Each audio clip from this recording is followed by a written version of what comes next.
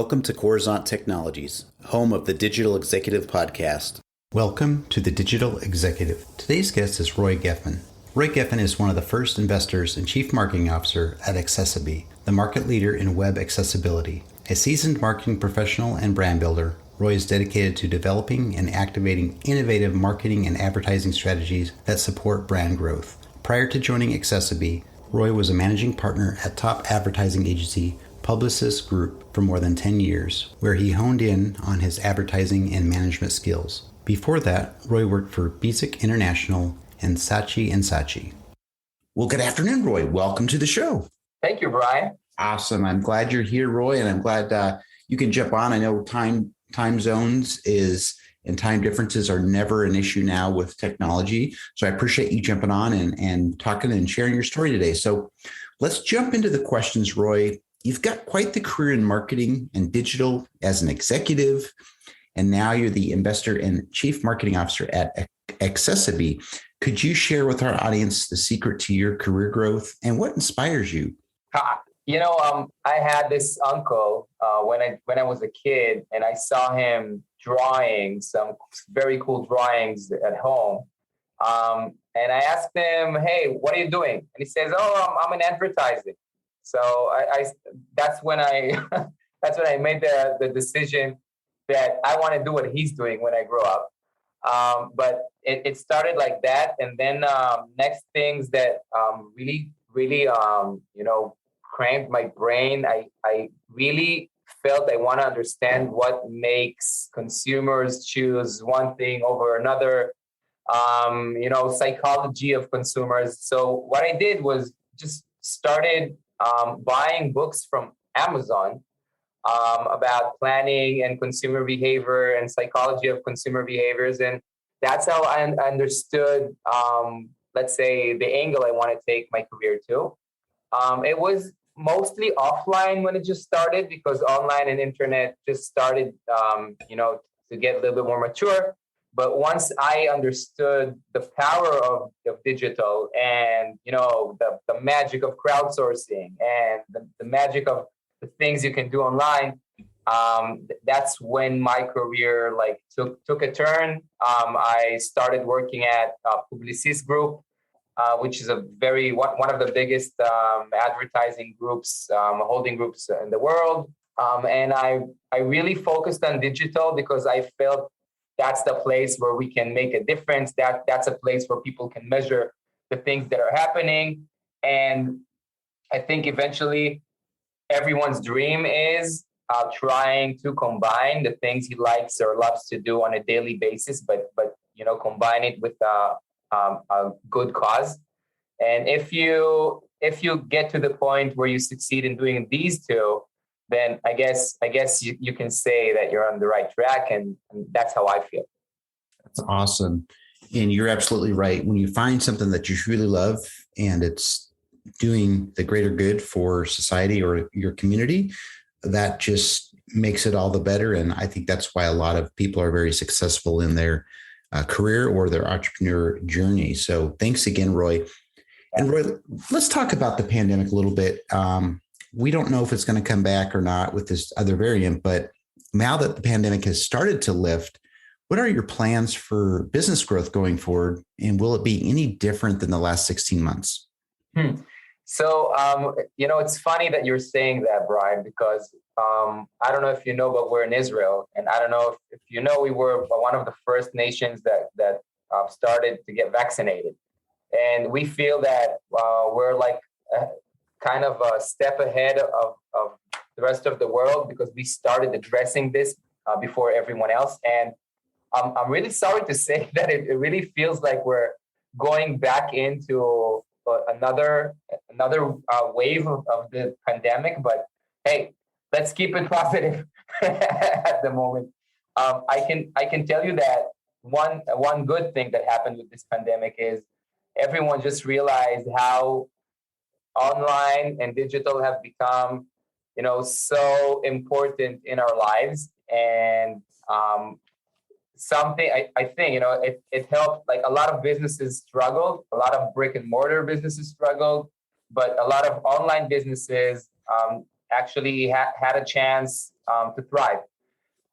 And so one of the things that I think also impacted what we do here in accessiBe is we actually make websites more accessible to people with disabilities. And what happened during this pandemic is that like people have more. They need the digital realm to do things, and of course, people with disabilities, they even need it more because you and I can just jump I don't know, a couple of floors down and get ourselves a cup of coffee or buy groceries or whatever. And there are people that are they have a harder time doing that, so they rely even more on online. And these are things that I think were very eye-opening. And I think as a society, we're starting to understand how the online world is so dramatic. And I can say that I'm not sure that we're gonna do things differently now. Even if the pandemic has another round, eventually what is going to keep on happening is that more and more websites are going to be created. Actually, it's around 350 or 380 new websites are born every minute. And we have to find a way to make them accessible to everyone so everyone can access these websites. So actually, that's my biggest challenge. And that's what I work on day to day. Great. And you're right, Roy. A lot of, I guess, the silver lining that came out of the pandemic is the fact that we innovated. And, I don't think anything is stronger than the human spirit. And that's how we got through this. And we've learned a lot how to maneuver in a challenge. And I think regardless of what happens with the pandemic, I think we're going to really see new business going forward, the way we do business anyway. So thank you for sharing.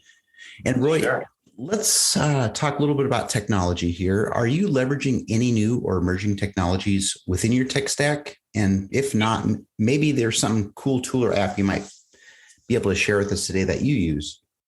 Yeah. Well, actually, almost everything we do is kind of tech-based. The first thing, the general thing is the story about accessiBe and web accessibility in general is that making a website accessible is generally a long, complex process.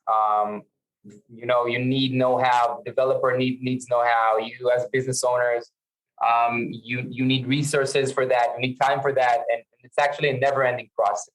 And the first win of what we have achieved here is actually managing to get to a point where we can get the whole thing automated. And I'll give you an example. If you think of it, we have at the moment, like accessiBe is, and we are for getting websites being accessible from the outset. But even if we do that, and even if every single website started to be published and be accessible from the get-go, we already have 350 million active websites in the US alone. So if you think about it, like how many pictures you think do we have on every website? Let's say we have 3 pictures on every website. So you're getting to, a billion pictures or maybe trillions of pictures all over the web. And people with disabilities, and people with low vision or legally blind or blind, who use screen readers, they can't see the pictures. So one of the things that every developer or website owner should know is that when you upload a picture to your website, it should have alt text, and that alt text should be good enough for someone who doesn't see to understand. And using automation and using AI, I have to say, like we have reached a point where AI does an amazing job. We actually have like this usability video on the Purdy's website. Purdy's chocolate.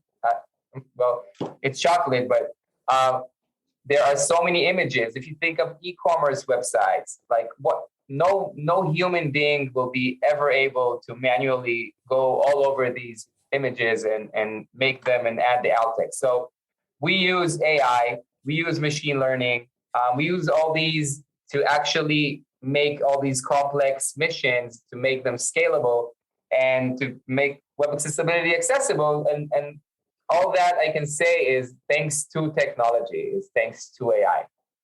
That's amazing. And I know a lot of people that work in this space for accessibility. And that is so, so important. And as you know, Google has consistently made changes in that direction, including some major ones this year, 2021. So thank you for sharing, Roy. We certainly appreciate that. And Roy, last question. Can you share something from your career experience that might be helpful for those looking to grow their career in marketing or leadership?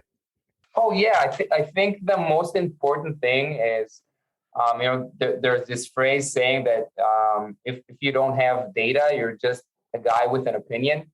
So I think marketers should try and base and make decisions based on data.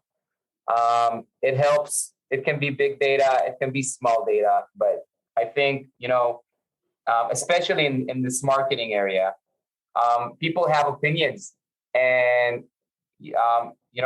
especially if you work on scale, especially if you have big marketing budgets, you can have, you don't have a problem today, but tomorrow something goes bad. If you want to understand what's the problem, you have to go to the sources, you have to see the data.